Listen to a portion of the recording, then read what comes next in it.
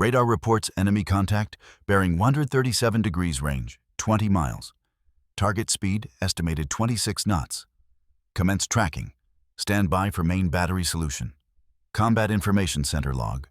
USS Washington, 23, 15 hours, November 14, 1942. The entry is brief. No flourish, no emotion, just the measured cadence of men trained to trust numbers over nerves. In the confined dark of the Combat Information Center, light came only from the round face of the radar scope. The operator's voice was flat, his words typed into a machine that would later be filed among thousands of pages of unread reports. Yet this line, a single notation in a night's work, marked the first time in naval history that one battleship saw another without seeing it at all. The ocean outside was invisible. The moon was gone, clouds pressed low, and rain lashed against steel. On the bridge above, officers peered into nothing, but below a green pulse traced across a circular screen, sweeping through arcs of static. Somewhere in that flicker, the machine announced life, a ship distant and closing. The men in the dark did not know it then, but they were witnessing the death of the old world of naval warfare. For centuries, battle at sea had depended on the eye, from wooden masts and brass telescopes to optical rangefinders as long as a man's arm. Now, in the middle of the Pacific, sight itself had been replaced by a signal. This was not prophecy or experiment. It was procedure. Track target. Lock solution. Fire when ready. The words were mechanical, but behind them lay a revolution, invisible, electrical absolute. The ship's gunners would never glimpse their enemy. They would calculate distance and bearing, not through glass, but through the echo of radio waves bouncing across the Black Sea. Every few seconds, the operator marked another bearing. 137 degrees. 136.8. 136.6. The range tightened. The circuits hummed, feeding numbers into a fire control computer, a steel brain of gears and relays called the Mark 8. It would think faster than any man on deck. Somewhere across the darkness, the Japanese battleship Kirishima advanced unaware. Her lookouts searched with binoculars that could see only rain. Her rangefinders measured fog. Her gunners waited for a flash to fire upon. None came. And in the silence between pulses, history turned from the world of the eye to the world of the signal. Target bearing steady. Range decreasing. Main battery solution ready.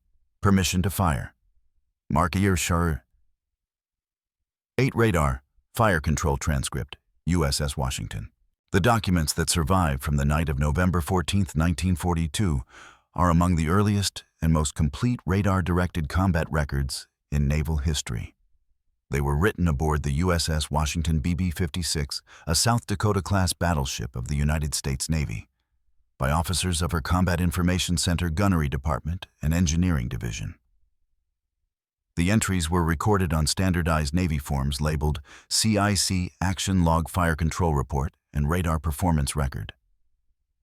Each sheet was timed in minutes and seconds, typed in carbon copy, and signed by the responsible watch officer at the end of each watch period. These papers were never meant for publication. They were working documents filed after the battle into the ship's war diary and forwarded through the chain of command to the Commander Battleship Division II, then to the Commander-in-Chief, U.S. Pacific Fleet, and finally archived by the Office of Naval Records and Library, later renamed the Naval History and Heritage Command. In 1947, when the U.S. Navy began to declassify portions of its wartime operational material, the Washington's logs were included under File Series RG-38, Records of the Office of the Chief of Naval Operations.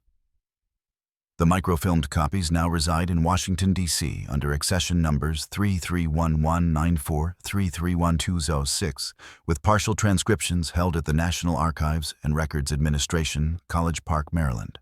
The language of these records is procedural. Sentences are short, nouns are precise, verbs are imperative. The intended audience was other naval officers trained in fire control operations. Phrases such as range steady, target bearing constant, or plot verified recur hundreds of times. There is no description of emotion, appearance, or fear. To those who wrote them, the sea was a set of coordinates, and the enemy a sequence of signals. The principal author of the surviving radar logs is identified as Lieutenant J.G. William G. Dunn, U.S. Naval Reserve, serving as Assistant Radar Officer aboard USS Washington from September 1942 until April 1943. His name appears on 16 separate sheets, each marked with his initials WGD, beside timestamps from 2237 to 0108. Dunn's notes were factual, almost mathematical. In a later memorandum dated March 1943, he wrote, "The equipment performed within expected parameters. Target tracking was maintained at ranges exceeding prior optical limits. Fire control radar accuracy observed to within plus 100 yards. That memorandum was filed with the Bureau of Ordnance under the heading Operational Evaluation of Mark 8 Radar during action off Guadalcanal. Supplementary accounts come from the ship's gunnery officer commander, Edward J. Hooper, who compiled an after-action report describing radar-assisted gunfire solutions. Hooper's report numbered BB5642A3 states engagement initiated without visual sighting. Target bearing and range established through Mark 8 Modern 0 radar. Firing corrections transmitted via stable element and main battery director. First salvo landed within 300 yards. On the opposing side, Japanese records preserved by the Imperial Japanese Navy Technical Bureau and recovered after the war provide limited but valuable context. The Kirishima's battle damage report, translated by the Allied Technical Mission to Japan in 1946, references enemy firing from darkness at extreme range and no visual detection of opposing force until shells impacted.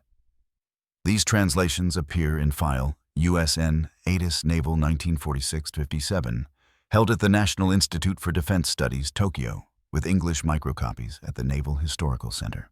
Together, these parallel sources, American and Japanese, form the factual skeleton of the event, later known as the Second Naval Battle of Guadalcanal. Unlike many wartime narratives reconstructed from memory, these documents are contemporaneous. They were created during the action itself, often in the minutes between salvos, when data was still being measured, verified, and logged. Their precision reflects the procedural culture of radar warfare. Nothing anecdotal, nothing emotional. Only numbers that changed second by second as the ships maneuvered and fired in darkness. In analyzing these sources, historians of naval technology distinguish between three types of records: the real-time operational logs maintained by combat information centers, 2, the after-action reports summarizing tactical results, and 3, the post-war evaluations produced for training and development. The Washington materials belong primarily to the first category, with secondary extracts incorporated into post-war technical summaries. The Mark 8 radar itself, designed by the Naval Research Laboratory and produced by RCA, was introduced to frontline service in mid-1942. It operated at a wavelength of 10 centimeters, using the newly developed cavity magnetron to generate microwave pulses capable of detecting steel hulls beyond visual range. By the time of the Guadalcanal engagement, radar technology aboard major U.S. warships was still experimental. Operators were trained in accelerated programs at Pearl Harbor and aboard the battleship California. Many were reservists or recent college graduates with backgrounds in physics and engineering rather than traditional gunnery. Lieutenant Dunn's personal background reflects that transition. Before the war, he had been an electrical engineer at the General Electric plant in Schenectady, New York, working on radio transmitters. His technical report style shows the influence of laboratory procedure observation, data entry correction, and verification. The reliability of these records has been verified through cross-reference, with mechanical traces from the ship's Mark 8 rangekeeper, an electromechanical analog computer that automatically plotted target movement. The rangekeeper's continuous roll of graph paper, marked by stylus and motor-recorded range changes over time. When compared with Dunn's radar readings, the curves align within a margin of less than 150 yards, confirming the technical accuracy of his written notes. The authenticity of the logs has also been validated through archival chain of custody. In 1968, the Naval Historical Division cataloged the entire Washington collection under the title U.S. Battleship Action Reports, 1941 to 1945. The radar log sheets appear in Box 12 folder, Guadalcanal 14 to 15, November 1942. Each bears the original ink signatures and the stamp "Confidential," to be returned to CIC files. No later editorial changes or interpretive comments were added. In scholarly studies, these materials have been cited by several works. Norman Friedman, Naval Firepower Battleship Guns and Gunnery in the Dreadnought Era. London Seaforth, 2008. Richard P. Hallion, Radar and the Battle of the Atlantic, Washington, D.C. Air Force History Office, 1989. Samuel Eliot Morrison, History of United States Naval Operations in World War II, Volume 5. The Struggle for Guadalcanal, Boston. Little Brown, 1949. Each author approached the material differently, but the source remains the same, the original Combat Information Center and fire control logs of the USS Washington. From an archival standpoint, the material illustrates the intersection between human documentation and mechanical data. The men who typed these lines recorded what machines perceived. The radar itself produced no sound, no image beyond a phosphor trace. Only through these typed logs does that invisible experience survive. When a line reads "target bearing steady range 18 to 200 yards, it captures a moment when electromagnetic reflection replaced human sight as the basis for tactical decision. The purpose of this documentary record is therefore not to dramatize, but to clarify. It traces how information moved from radar antenna to operator, from operator to plotting table, from mechanical computation to gunnery director, and how that flow of numbers reshaped combat. Every line preserved in the archive exists for a reason: to measure performance, to correct error, to ensure that the next engagement would be more precise. For historians, the significance of these papers lies not in what they describe emotionally, but in what they demonstrate technically: the first verified instance of radar-directed naval gunfire achieving decisive effect at extreme range under conditions of complete visual obscurity. The Battle of Guadalcanal, often remembered for the brutal surface actions fought at close quarters, also contained this moment of transition, the point at which the sea became a theater of invisible detection and mathematical destruction. Today, those original pages remain stored in controlled humidity at 68 degrees Fahrenheit, sealed in acid-free folders. Their ink has browned slightly, the paper fibers have stiffened, but the words remain legible untouched since the day they were written. On the top margin of one sheet, a faint fingerprint can still be seen, perhaps belonging to the radar officer who handled it during the watch. That print, like the pulse of the radar it describes, endures as evidence that, even in a war of machines, the human hand remained the instrument of record. 2257. Contact bearing 137 degrees range, approximately 20,000 yards. Target classification: capital ship, possibly battleship type. Range rate closing. Maintain continuous plot. Do not illuminate. CIC action log. USS Washington, November 14, 1942. The first page of the surviving log begins with that entry. The handwriting is compressed, faintly blurred by moisture. Below the line, an initial WGD identifies Lieutenant J.G. William G. Dunn. The next four lines are shorter, almost mechanical. Target echo steady, plot verified. Bearing drift negligible. Recommend main battery solution, CIC log 2259. Target now, 800 yards. Echo strength moderate. Possible weather interference from squall line to east. Radar operators note 2301. At this point, visibility from the bridge was reported as 0. The ship's official night order stated cease optical tracking, rely on radar range and bearing. The tone throughout the record remains procedural. Every instruction is reduced to an abbreviation: CIC to plot to main battery to director. No single name is written in full.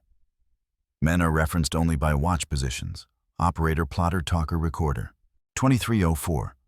Firing solution ready, director synchronized, awaiting permission, Mark 8, fire control console report. 2305. Permission granted, fire control radar stable, target bearing unchanged. CIC log. In the gunnery officer's notebook, preserved separately in a stitched black cover marked confidential. Commander Hooper recorded a marginal note: no visual rangefinder data available. Radar range 600 yards. Fire control accuracy within 0.1% deviation. Recommend engagement by radar only. Hooper Notebook Entry 2306. The ship's historian later remarked that this entry, written in pencil under poor light, was the first official endorsement of radar-exclusive gunnery in U.S. naval combat. Yet within the document itself there is no emphasis. The language is dry transactional, without recognition of its future significance. Below that entry, a printed form labeled Radar Range and Bearing Sheet number 3 lists each pulse return. The numbers descend in even intervals. 19, 800, 19, 400, 19,000, 18, 600, 18, 200. Each value corresponds to a sweep of the antenna at 3.75 revolutions per second. To the men inside the dark compartment, those figures represented the shape and movement of an unseen ship. 2308. Target echo increased in strength, probable closing on converging course. Plot project's collision vector in 7 minutes unless altered. Recommend speed adjustment. Plotting officer's note. The reply from the bridge recorded on the same sheet in another hand reads, maintain course. Execute fire plan when range 17,500. Bridge to CIC transmission. The radar operator, Seaman First Class Harry K. Lowe, described his station months later during a training debrief. It was completely dark except for the screen. The sweep arm went around like a clock, and you could see little green marks. The biggest mark that night stayed solid. It didn't move off center, which meant it was coming straight at us. This testimony, while written in 1943, confirms the readings in the log. The fire control plot. Record for that same period contains a dense array of pencil notations. Each gun director rangefinder and radar scope had to be synchronized. The mechanical computer, known as the range keeper, translated radar distance and bearing into an aiming solution for the 16-inch guns. The printed heading on the sheet reads, Director Number 1. Main Battery, Radar Control, Mark 8 Mod Mo, 0. The column at right carries the timestamp, 2312. Beneath it in small print, Salvo 1 fired at range, 18,000. Spread 200 yards, correction plus 50, main battery log. Observation, no flash or visual confirmation. Splash pattern determined by radar, echo of shell fall. CIC observation. The men did not look out to sea. They watched the radar screen. Each salvo produced a faint cluster of secondary echoes rippling outward as the shells struck water. From those reflections they corrected their aim. The process repeated in rhythm, fire observe correct. 2314. Splash echoes received. Adjustment applied. Range reduced 200 yards. Radar range sheet. 2315. Target echo fluctuating, possible damage or smoke interference. Operator comment. In one margin note, Lieutenant Dunn wrote, radar return from target slightly broadened after second salvo may indicate superstructure damage. The remark is the closest approach to inference within the entire set of documents. It stands without elaboration or exclamation. Meanwhile, the engineering log of the South Dakota operating nearby recorded power fluctuations from her main electrical bus. That entry filed separately under Engineering Casualty Report number 7. States radar control momentarily lost due to power surge. Restored within 2 minutes. Visual contact nil. This confirms that radar operation, though revolutionary, remained sensitive to equipment failure. At 2317, the Washington fired again. Salvo 2. Radar range 17,800. Solution verified. Target echo fragmented upon impact. Fire control report. Echo divided into multiple small returns. Duration 20 seconds. Probable hits. CIC log. From this point onward, the reports become repetitive line after line of bearings, ranges, and corrections. Their sameness is deliberate. Every number reflects a separate sweep, a separate computation. To the modern reader, it may appear mechanical. To the officers aboard it was precision, the language of exact war. The next surviving entry comes at 2323. Target echo intensity decreasing. Bearing drift to 136.5. Plot adjusted accordingly.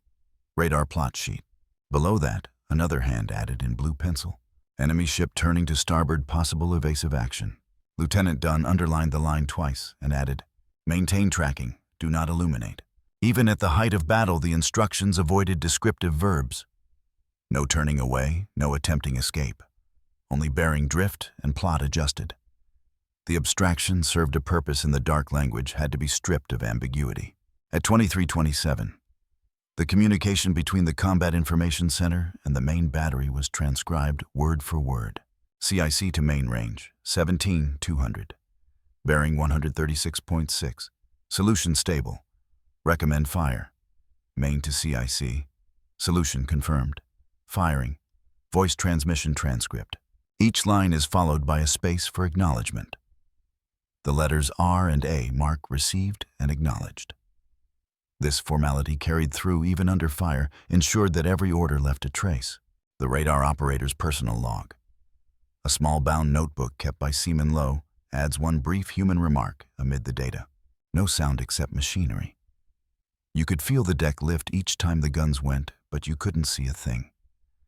He did not describe fear, triumph, or even surprise, only absence. The Washington's gunnery summary prepared the following morning converts the radar readings into measured performance. It records that the main battery fired 75 16-inch shells at ranges between 18,000 and 16,000 yards. Estimated time on target 4 minutes. Confirmed hits 9. The line immediately below reads, "All firing controlled by radar, no visual correction applied." This sentence became the central evidence in later technical evaluations. It was underlined in red pencil by the reviewing officer, Captain Glenn Davis, with a marginal note, "First action of its kind. Record retained for study." The Japanese side of the engagement offers no parallel radar data, as their ships carried no equivalent equipment at the time. The Kirishima's surviving engineer's log, recovered from floating debris and translated in 1946, contains only one relevant line. At 23:30, heavy shells struck from unknown direction. Night completely dark. Bridge communication failed. Imperial Japanese Navy engineering log, Kirishima. Between these two records, one numerical, one fragmentary, the transition of naval warfare is visible. The American document quantifies the invisible. The Japanese one describes the incomprehensible. By 23:35, the American logs show the final sequence of radar reading. Echo amplitude diminished. Range 16-400. Bearing drift accelerating. Target speed decreasing rapidly. CIC log. 23:37. Radar contact intermittent. Target breaking up. Fire control report. At 23:41, the entry ends with a single line. Target echo lost. No explanation follows. The typewriter ribbon skips a space, then continues with search resumed. That gap of silence, one unfilled line on the page, marks the close of the early record. There is no celebration, no declaration of victory. The logs simply continue as if one target had been replaced by another. When these sheets were gathered after the action and filed into the Washington's War Diary, they remained unaltered. No one rewrote them for clarity. The factual, almost mechanical phrasing became their signature. Every later historian who consulted the collection has noted this restraint, a battle recorded entirely in numbers, each digit the echo of an unseen explosion across a black sea. In this way, the early record stands complete. It is not a story, but a measurement, a snapshot of a night when men documented what machines perceived line by line, until even the last reflection disappeared from the screen. Enemy guns opened first. Splashes observed to port distance approximately 300 yards. No visual contact with firing source.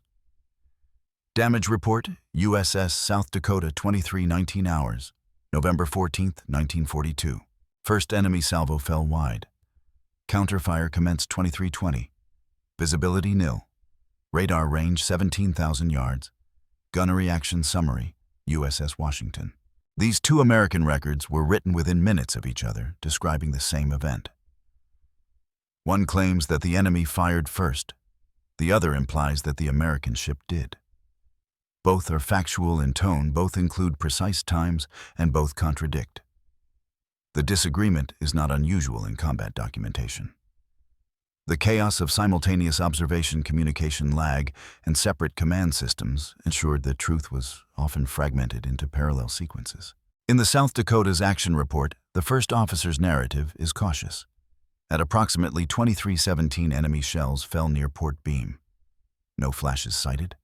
Believed enemy firing by optical means.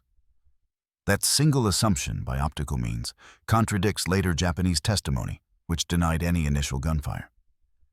The Washington's radar log, on the other hand, makes no mention of incoming shells at that moment. Its operator, Lieutenant Dunn, recorded no interference observed on radar screen. Target echo steady. Both statements were submitted to the commander of Battleship Division 2 and merged into a combined report. That consolidated version, filed under Combat Pack Report Number 1124, reduced the difference to a neutral sentence. Enemy gunfire possibly simultaneous with own opening. In doing so, the contradiction disappeared from the official record. Another discrepancy arises between American and Japanese range estimates. The Washington's radar measured the enemy at 17,800 yards. Japanese sources later identified the same moment as 11,000. The Kirishima's fire control officer, Lieutenant Commander Eiichi Hara, wrote in his post-war statement to the Allied technical mission. At first contact, enemy distance estimated approximately 10,000 meters. Radar not available. Range determined by optical instrument type 94. Night extremely dark, no target visible. His number converts to roughly 10,900 yards, nearly 7,000 less than the American reading. The reason for the divergence lies partly in methodology. The American range was electromagnetic, derived from the travel time of radio waves. The Japanese one depended on optics and human estimation. Yet within the documents themselves, no such explanation appears. Each simply states its truth. At 23:25, enemy ship illuminated for short period, believed by star shell. Japanese battle report, Kirishima. No illumination observed. Radar contact maintained throughout darkness. CIC log, USS Washington. Again the same minute, opposite perceptions. If one record is accurate, the other must be incomplete, but both were written by professionals under stress. Historians comparing the two note that a brief illumination may have occurred on the Japanese side without being visible from the American position behind a squall. The reports do not confirm this. They leave the contradiction standing unresolved. In a post-action letter written weeks later by Commander Hooper of the Washington, another perspective emerges. I do not believe the enemy ever saw us. Their fire was scattered and undirected. Our own radar tracking gave us confidence we had the range. Their first salvos fell short by hundreds of yards. In contrast, the Japanese engineer's survivor testimony, collected in 1946, describes shells struck before we fired. The deck shook. The order to open fire came after impact. Both witnesses refer to the first salvo, but each locates it on his own side of the timeline. Conflicting descriptions also appear in the assessment of results. The Washington's gunnery report claims 9 confirmed radar hits and 3 probable. The South Dakota's observation log, however, records flashes on horizon suggestive of 2 heavy ships burning. Japanese naval records describe only partial damage, hits sustained to bridge and forward turrets. Propulsion intact. Later examination of wreckage showed that Kirishima sustained multiple penetrating blows to her starboard side, suggesting that American claims were closer to physical reality. Yet the Japanese after-action report composed the following morning includes the line engines functioning. Steering impaired. Attempting withdrawal. No American record mentions an enemy withdrawal attempt. In 1943, when the U.S. Navy's Bureau of Ordnance evaluated radar performance at Guadalcanal, analysts noticed these inconsistencies. Their internal memorandum, Radar Combat Analysis Number 4, summarized corroboration between radar and visual sources incomplete. Japanese optical estimates unreliable due to darkness. American radar timing consistent with firing order. Cannot verify precise moment of enemy return fire. The language, careful and impersonal, acknowledges uncertainty without judgment. A more personal account comes from Seaman First Class Harry Lowe, the radar operator whose small notebook survived. In his debrief to the radar training school in late 1943, he wrote, "I didn't hear the other ship fire. We only knew they were there from the blip. Later, we saw a big mark on the screen break apart. I think that was when she went down. Lowe's memory adds detail missing from the official record, but also introduces subjectivity. Another operator, Ensign Robert Mackenzie, recorded in his own post-war interview. We saw two echoes for a while, not one. It's possible there were two ships or a reflection from land. We couldn't be certain. The official report mentions only one enemy ship. From the Japanese side, confusion is equally evident. A signalman aboard Kirishima identified an Allied translation as Petty Officer Takahashi stated, "At 23:25, the enemy's shells came from two directions. Some thought there were three ships.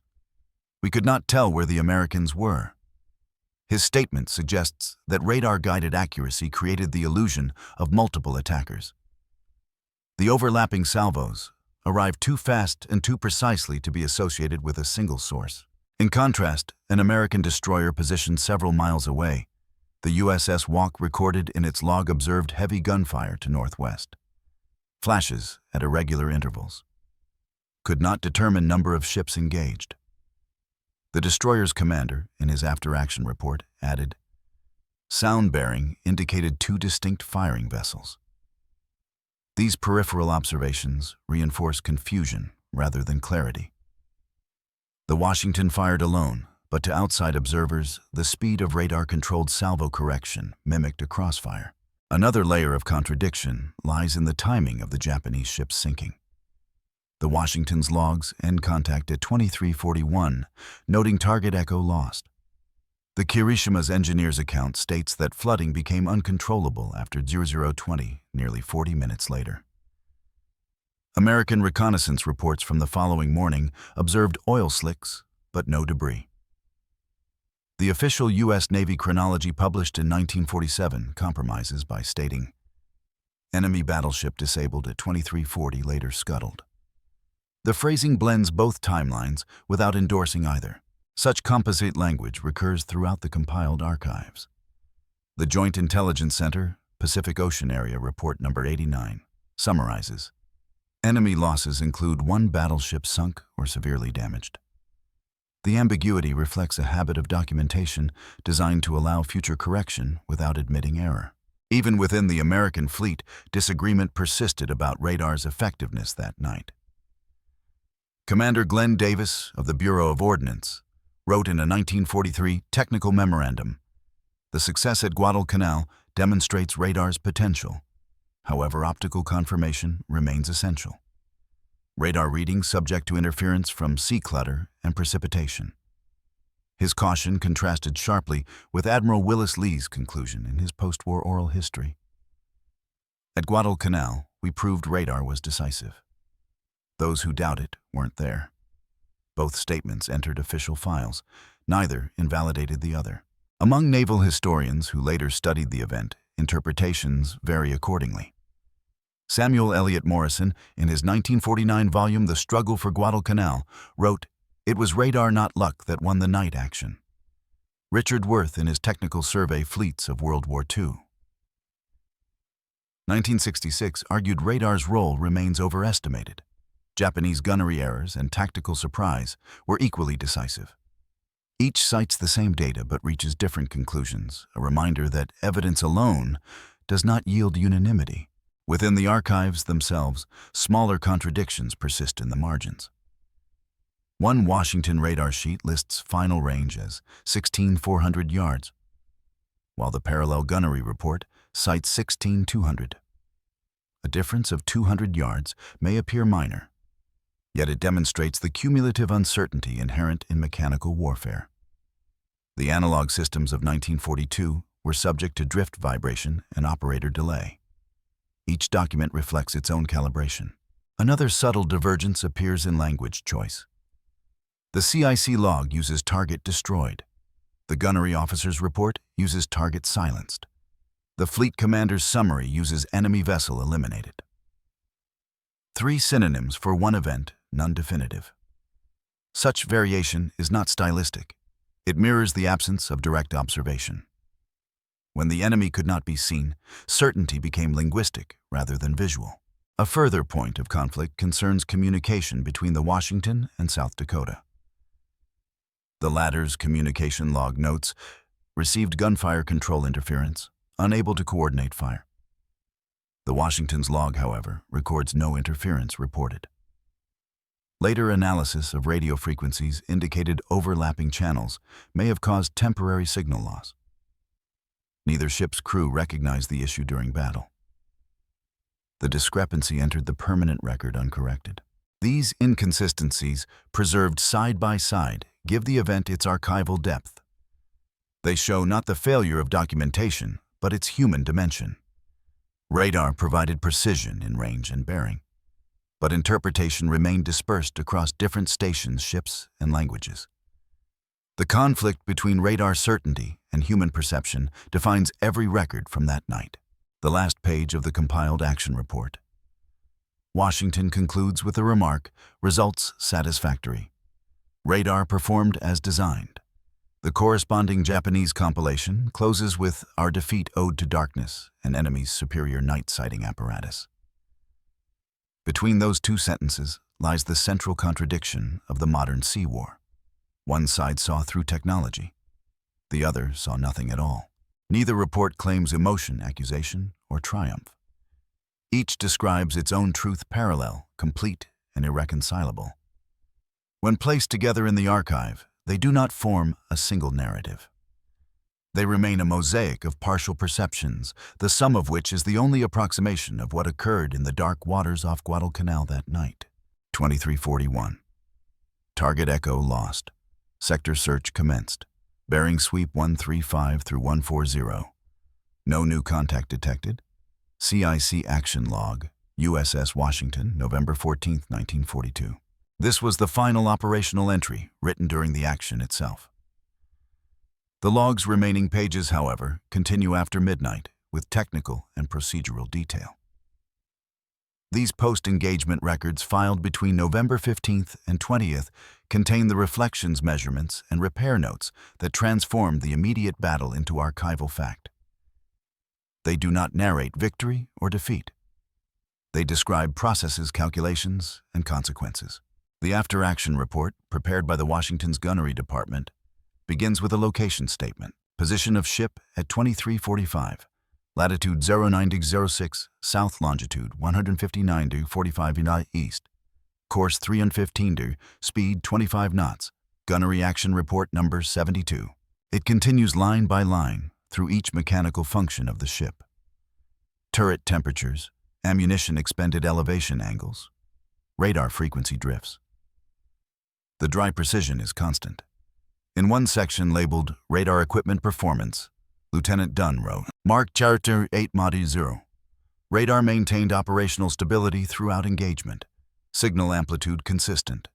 Range accuracy verified against firing data within plus 100 yards.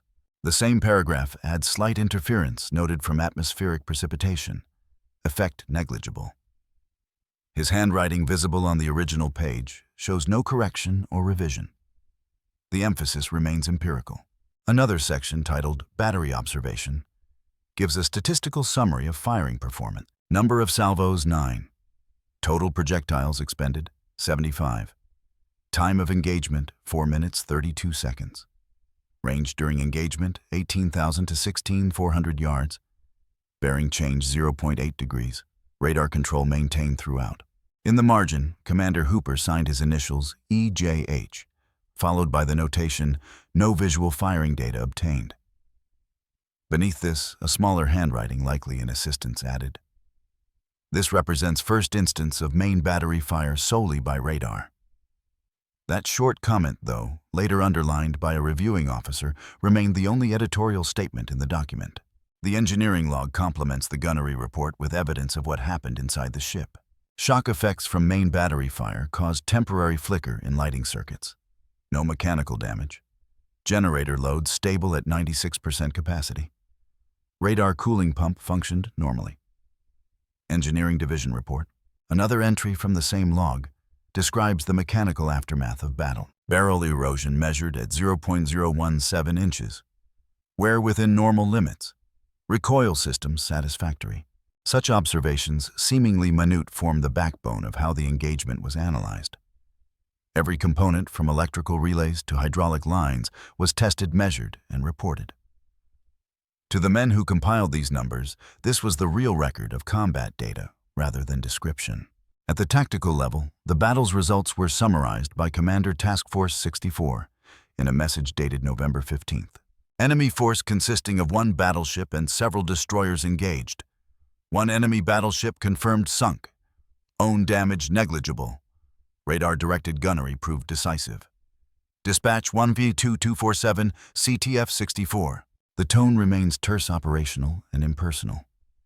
No mention of the human cost appears in the official summary. Yet in the appendices, fragments of personal observation can be found within procedural context. A medical officer's report notes, 2 personnel treated for ear concussion due to blast overpressure in turret 2. No fatalities. A later memorandum from the chaplain's office adds only 1 sentence: memorial service postponed due to continued operations. Neither elaborates further. The Japanese side provides its own final entries, recorded after the surviving crew of Kirishima reached the island of Savo. A translated document from the Imperial Japanese Navy Operations Log reads, at approximately 23:30 severe hits received. Steering inoperative. Fire spreading to forward magazine. Flooding uncontrollable. At 0005 order given to abandon ship. Operations Log Kirishima. Below that, another line states, ship capsized 0025. This is followed by the mechanical notation, engines ceased. Position 09-10 south, 159-45 east. No statement of emotion accompanies these words. The sequence is purely chronological. The Allied technical mission to Japan in 1946 compiled these fragments under the title Translation Number 57, Naval Operations off Guadalcanal. The report summarizes survivor testimony, confirms radar-directed enemy fire achieved hits from 18,000 yards or greater. No Japanese shipboard radar capable of such range existed at the time. That phrase, radar-directed enemy fire achieved hits, appears again in several subsequent Allied analyses. It became the defining description of the event. By early 1943, American naval bureaus began to integrate the Washington data into training doctrine. The Bureau of Ordnance Circular No. 51-43 includes the excerpt, practical demonstration radar fire control effective against unseen targets at ranges up to 20,000 yards. Visual spotting unnecessary when radar echo strength sufficient. To this, the circular adds an instruction commanding officers to prioritize radar tracking over optical when conditions preclude sight. The sentence transformed a wartime improvisation into standard procedure. In later correspondence, Lieutenant Dunn contributed to these doctrinal changes. His letter to the Bureau of Ordnance, dated March 1943, reads, in engagement of November 14th-15th, Mark 8 radar maintained lock on target from 19,800 to 16,200 yards without loss. Firing corrections based solely on radar return from shell splashes. The precision obtained suggests future engagements may rely exclusively on radar-derived data. His closing line avoids celebration. Recommend continued development of range verification system. The Washington ship's history entry for November 1942 compresses the event to a few sentences. Participated in night action off Guadalcanal. Engaged and destroyed enemy battleship Kirishima. No casualties. Performance of radar equipment satisfactory. That entry became the summary adopted by the Navy's annual historical review. Meanwhile, maintenance logs record the material cost of victory. 560 pounds of powder consumed per salvo. 9 barrels partially worn, and 32 man-hours of cleaning required to remove residue from turret interiors. None of these numbers entered the public narrative of the battle, yet they form the hidden backbone of the event's factual history. From post-action assessments, one particular section of Radar Evaluation Report Number 4 reveals the precision achieved. Mean error in range between radar prediction and actual shell impact measured 85 yards at average range, 17,200. Comparable optical methods under ideal daylight conditions yield deviation of 300 to 500 yards. Hence, radar demonstrated fourfold increase in accuracy under conditions of complete darkness. The data conclude with an institutional observation. Limitations include dependence on power stability and operator proficiency. This too became doctrine. On the Japanese side, post-war analysis carried by the Naval Technical Research Institute of Japan summarized the event with equal detachment. Failure of Type 94. Optical director due to absence of target illumination. Enemy radar capability estimated at centimeter wavelength, technology superior to our existing meter band systems. Countermeasures under development as of 1943 proved insufficient.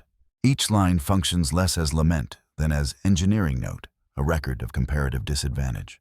In 1944, an American intelligence officer, compiling the Joint Radar Bulletin, revisited these same logs, writing, "The Washington engagement provides conclusive demonstration that radar can render night equivalent to day in naval gunnery."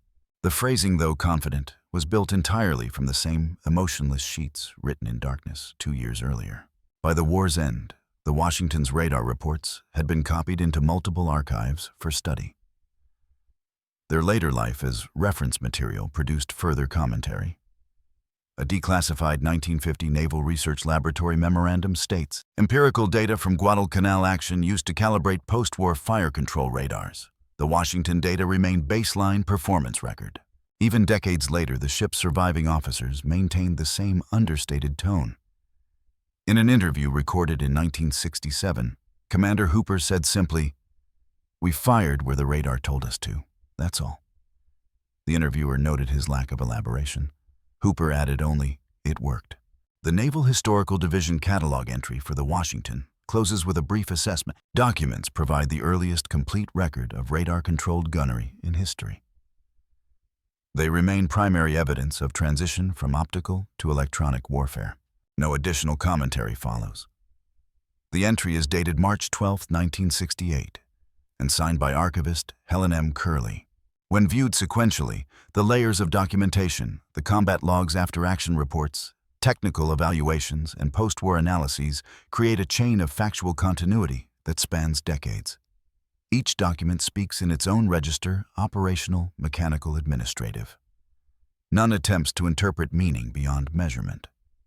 The precision of their tone reflects the ethos of the technological age that produced them, confidence in data, distrust of narrative.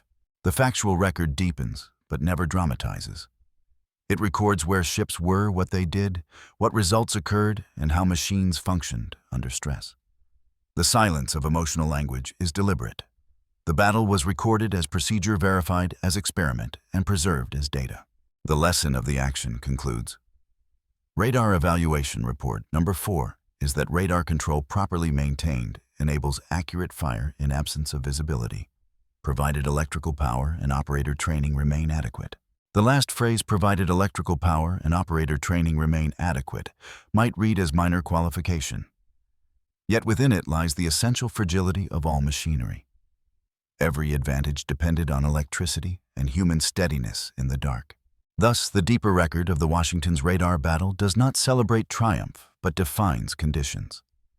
Its accuracy, endurance, and limits remain measurable facts entries written in ink that has neither faded nor flared, tracing the steady pulse of technology across the black Pacific night.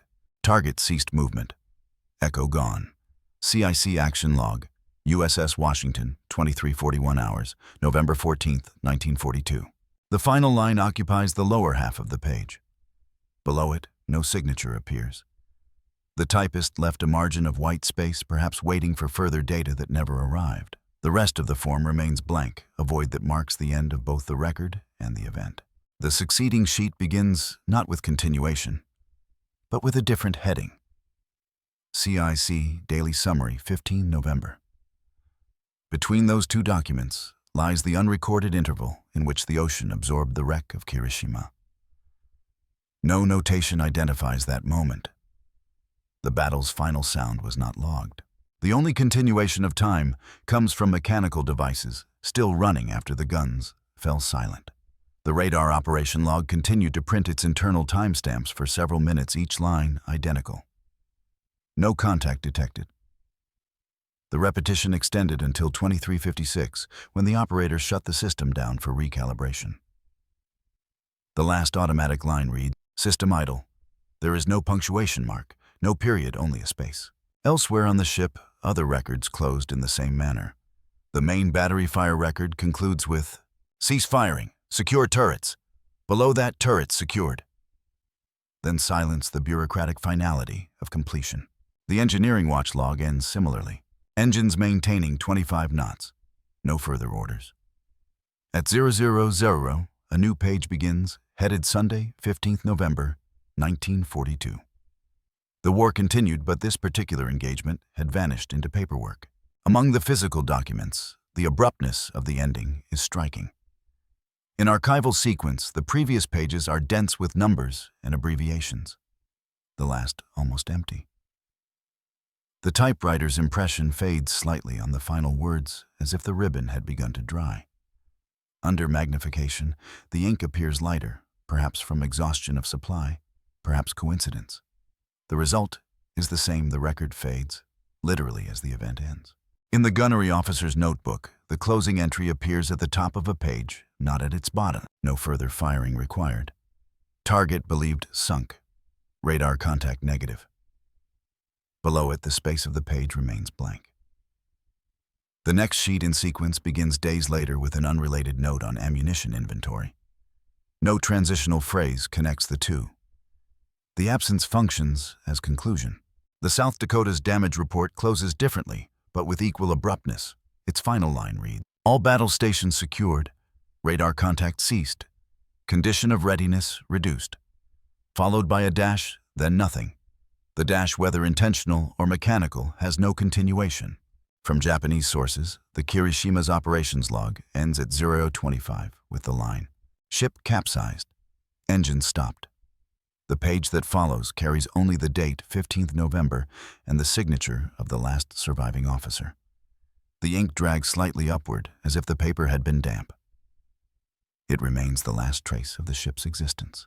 Within American documents, there is a consistent discipline in the moment of termination. No one adds commentary, reflection, or emphasis. The official action report compiled days later preserves the abruptness and paraphrase. Enemy vessel ceased fire at 23:40. Radar contact terminated 23:41. No further targets detected. The communication log echoes the same tone. CIC reports no further contacts. Situation quiet. Awaiting instructions. No reference to victory, no description of debris or burning ships. The silence recorded after battle equates to control the resumption of order following mechanical performance. The navigation log kept separately in the chart room includes one final notation corresponding to the same moment. Course maintained, 315 degrees speed, 25 knots, visibility poor. Ceased firing. Then a line drawn across the page, the formal mark of watch change. For historians, these closures serve as more than endings. They represent the point at which documentation surrenders to absence. The action ended not in climax, but in data extinction. After 23:41, the instruments registered only the noise of the sea. In one of the radar maintenance forms, completed the following day, a subordinate officer noted a small irregularity, slight shift in range calibration noticed after engagement. Possible result of thermal expansion in magnetron. This technical remark indirectly testifies to the heat of prolonged firing, yet it is the only surviving sign of what that night physically entailed. Beyond it, the archive falls silent. The next surviving official timestamp dated 00/15 belongs to the General Operations Schedule, not the battle. It reads, Resume Patrol Northward. Between 23:41 and 00:15, nothing is written. The paper holds the void. Even decades later, when the Naval Historical Division reproduced the documents for microfilm preservation, archivists marked the blank spaces with typed notes in brackets, no further entries. These bracketed annotations replace silence with bureaucracy acknowledging emptiness without filling it. Among personal materials, the same pattern persists. Lieutenant Dunn's notebook ends mid-page, radar trace steady. Contact faded completely at the dash remains unfinished. There is no subsequent page. His next surviving notes, written weeks later, concern radar training schedules at Noumea. The line of thought, like the target, simply vanishes. Commander Hooper's copy of the fire control tables bears the final handwritten entry. Confirmed hit pattern satisfactory. No observation possible of target sinking. Results presumed. His pen then skips to a different ink color and a new topic, recoil cylinder inspection due. The transition is functional, indifferent, and final. At the institutional level, the end of record is codified in one final administrative act. On November 21st, the Washington's clerical officer filed Action Report Number 72 with the notation filed complete. That single word complete closes the narrative more effectively than any prose. In the Japanese archive, the Kirishima's final sign-off carries the same bureaucratic precision. Engine stopped. Power lost. Ship abandoned. Report ends. Below this, a circular ink stamp from the Imperial Japanese Navy headquarters affirms receipt. No comment is appended. The state accepts the silence. When both sets of documents are aligned, side by side, American and Japanese typed and translated, they meet at a shared void. The American record ends at the disappearance of the radar echo. The Japanese record ends at the loss of power. Both events occur within minutes of each other, each marking cessation of signal. Echo gone. Power lost. Between these phrases, separated by language and distance, the machinery of war stops recording itself. No human description remains. Later, analysts would reconstruct the scene through extrapolation, calculating sinking time from buoyancy models and damage reports. Yet none of those reconstructions belong to the original corpus. The documents themselves do not speak beyond that final minute. They exist as finite sequences of typing, each terminated by silence. In archival reading rooms, this absence carries its own texture. Microfilm reels display the sequenced dense lines of text figures, abbreviations, then a frame of empty gray. The eye searches for continuation that never arrives. Researchers often remark upon that blank frame as the most eloquent of the set. Within the Naval Historical Center's catalog, the description of the final sheet reads only last entry. Target ceased movement. Echo gone. No subsequent data. The cataloger following procedure refrained from interpretation. The sentence stands alone, unadorned, as both event and epitaph.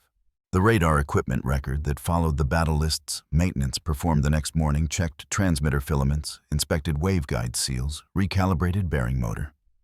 In its precision lies implicit continuation of routine, the war moving forward. Yet in the context of the combat record, this ordinary resumption underscores the void. The machine was cleaned and switched back on. Its last wartime echo remained unacknowledged. When curators examined the physical logbook decades later, they found the imprint of typewriter keys pressed slightly harder on that final line.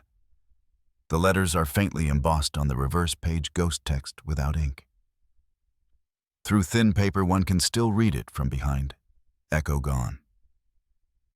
The imprint outlasts the mark, the shadow of contact beyond disappearance. This material trace, though accidental, encapsulates the climax of the record. There is no heroism, no conclusion, only an indentation where words once struck. It is both presence and absence, the tactile residue of cessation. In historical analysis, such termination is sometimes called a documentary full stop, the point where information ends of its own accord, not by choice, but by exhaustion of observation. For the Washington, that stop arrived at 2341, when no further echoes appeared on the radar screen. The mechanical pulse that had guided the guns ceased returning. The device registered only its own signal. The silence of reflection became the silence of the sea. The subsequent pages filled with repair data and operational summaries cannot overwrite that blank. They are continuation without narrative movement, without perception. The action itself concluded not through declaration, but through vanishing.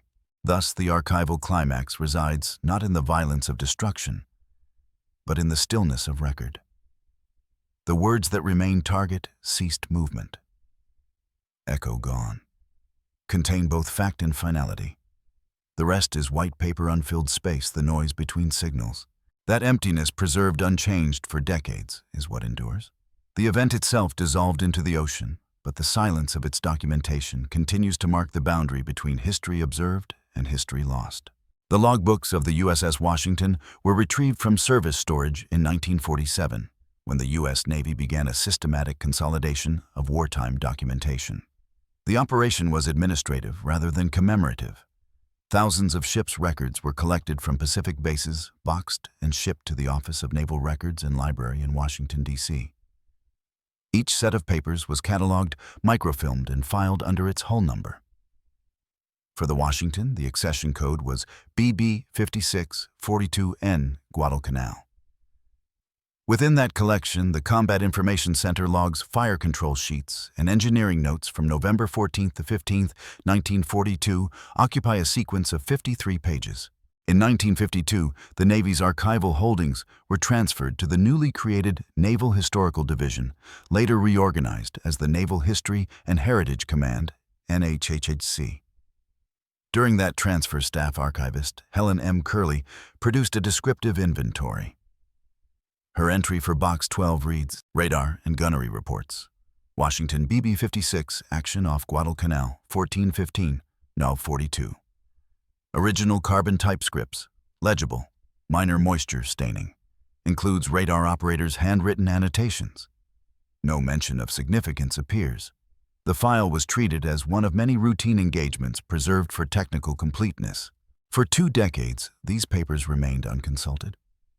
Only in the 1960s, as radar history became a subject of military scholarship, were they re-examined. In 1967, historian Norman Friedman located the Washington materials while preparing a technical study on U.S. fire control development. His correspondence with the NHHC records his reaction in measured tone. The CIC logs of BB-56 represent the earliest surviving continuous radar record of major caliber fire. The documentation is extraordinary in its mechanical precision and absence of narrative. His subsequent citation of the logs in Naval Firepower introduced them to the scholarly community, but left the documents themselves unchanged. They remained in their folders, carbon copies on onion skin paper edges slightly browned. Parallel Japanese materials followed a different path. After the war, the Allied technical mission to Japan seized surviving naval documents from Yokosuka and Kure. The Kirishima's partial engineering and operations logs, together with survivor depositions, were translated between 1946 and 1947, under the direction of Lieutenant Commander James A. Field, Jr. Those translations entered the U.S. Naval Technical Library as File ATIS Naval 57. In 1958, they were microcopied and later deposited at the National Institute for Defense Studies, Tokyo, creating a bilingual archival pair, 2 sides of one engagement, preserved in mirror repositories half a world apart. Today, the Washington logs occupy a climate-controlled vault at the NHHC's archival facility in the Washington Navy Yard. Storage temperature 68 DGF, relative humidity 45%. Each page is enclosed in an acid-free mylar sleeve arranged chronologically. Researchers access them by request through microfilm roll RG38 3D31204 or through digital surrogate images scanned in 2009. The originals are rarely handled. Their thin paper pressed under decades of static weight has become fragile. The ink still holds, though faded to a muted gray. The final line target ceased movement. Echo gone. Remains clear. The Japanese translations rest in parallel conditions in Tokyo. Bound in blue covers labeled Secret until 1958, they contain the same abrupt termination: ship capsized. Engine stopped. Together, the 2 files form a synchronized silence, recorded in 2 languages, each reflecting the same instant when machine signals stopped returning. The fate of the human authors is less precisely documented. Lieutenant William G. Dunn, the radar officer whose initials appear throughout the log, left active service in 1946. Navy personnel records show later employment at the Radio Corporation of America, Camden, New Jersey. He never published on the subject. Commander Edward J. Hooper retired in 1950, having served in post-war ordnance evaluation. Both men contributed brief oral histories to the Navy's combat narrative project in the late 1950s. Their transcripts, stored separately at the Naval Institute archives, confirm the impersonal accuracy of their written work. Neither recalls the sound or sight of the enemy, only the operation of instruments.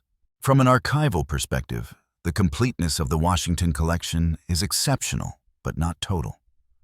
One fire control plotting sheet, sheet number 5, is missing. A handwritten note in the accession register reads, not received from original command. Its absence interrupts the sequence between 2319 and 2321, 2 minutes of data that no longer exist. The missing interval has never been recovered. Likewise, the Kirishima's communication logs are incomplete. The pages covering 2315 were destroyed by water before recovery. These gaps, though small, prevent absolute reconstruction. The engagement survives as almost continuous record, punctuated by voids that no later research can fill. During the 1980s, microfilm copies of the Washington logs were distributed to naval academies for study. At the Naval Postgraduate School in Monterey, they served as examples in coursework on command and control. The same lines once typed in urgency became teaching diagrams for electronic warfare history. Students traced the changing ranges with rulers, recreating the target's path across a printed grid.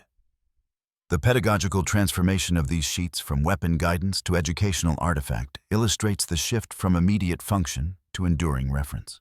Digitization in the 21st century produced a further layer of survival.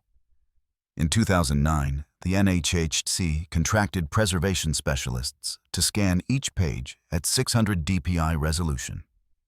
Metadata tags include timestamps, coordinates, and author initials.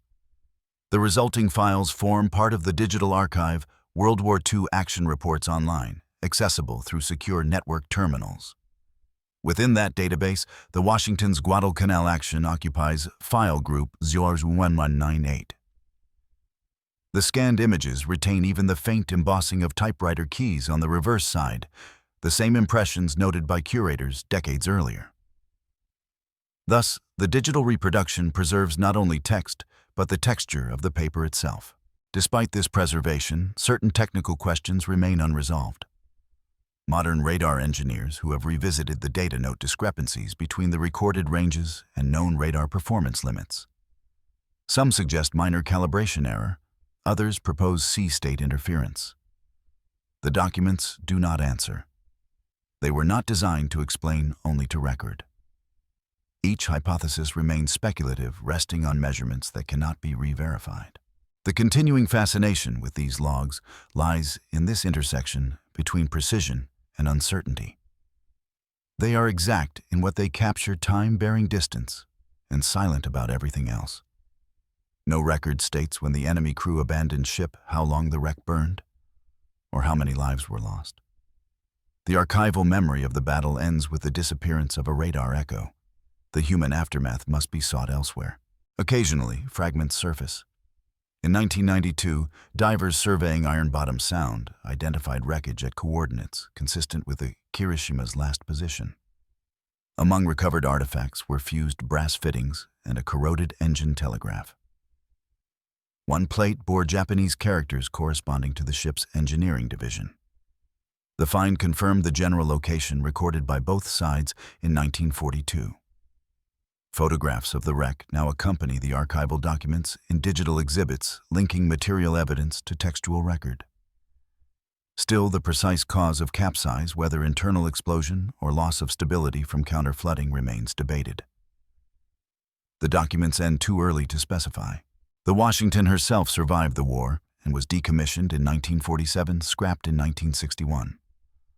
Her radar antenna, preserved by the Naval Electronics Laboratory, was dismantled during modernization.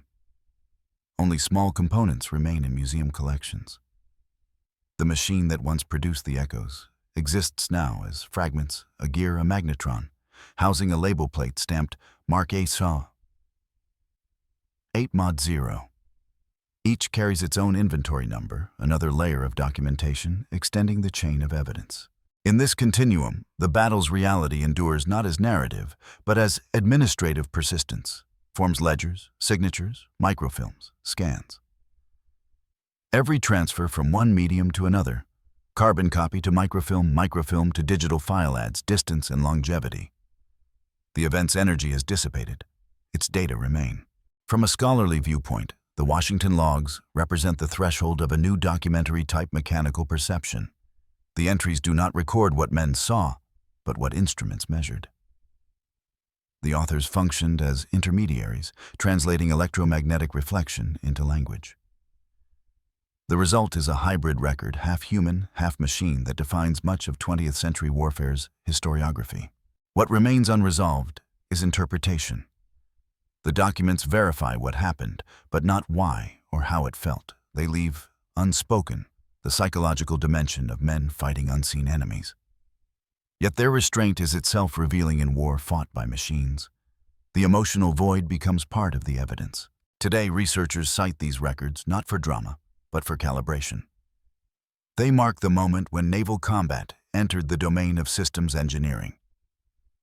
The blank lines and terse phrases convey not indifference, but discipline, the belief that accuracy could preserve meaning longer than memory. Within the controlled vaults of two nations, the surviving pages continue to radiate quiet authority. They require no restoration, no commentary. Their endurance depends on temperature, humidity, and the occasional turning of a reel by a graduate student seeking a line of code in the past. When the screen displays the last page, target ceased movement. Echo gone.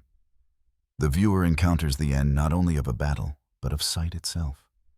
The document does not instruct or warn. It merely persists. Its existence affirms that something once happened exactly as measured, even if no one saw it. The sea has reclaimed the wreck the crews have passed, and the machines that tracked them have long been dismantled. Yet the paper endures the quiet continuity of ink, number, and procedure. In that persistence lies the only victory that remains: survival of record over time, evidence over noise. And as every archival voice eventually fades into silence, the pages of the Washington still whisper their mechanical cadence, steady, impartial, unfinished. What other signals lost in static still wait to be heard.